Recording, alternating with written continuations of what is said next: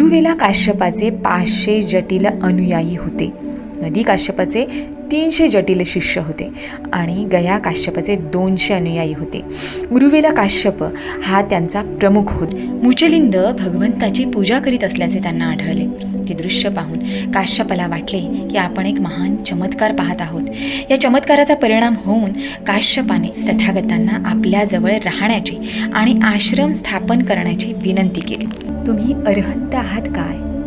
जर तुम्ही अरहंत नसाल तर या अग्निहोत्रामुळे तुमचे काय हित होणार आहे? काश्यप म्हणाला, अरहंत होणे म्हणजे काय हे मला माहीत नाही. आपण ते मला स्पष्ट करून सांगाल का?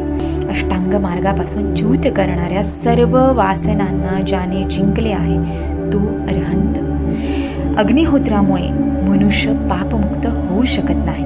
आणि शेवटी खात्री पटल्यावर अत्यंत नम्रतेने भगवंताचा सिद्धांत मान्य करून उरुवेला काश्यप त्यांचा अनुयायी झाला.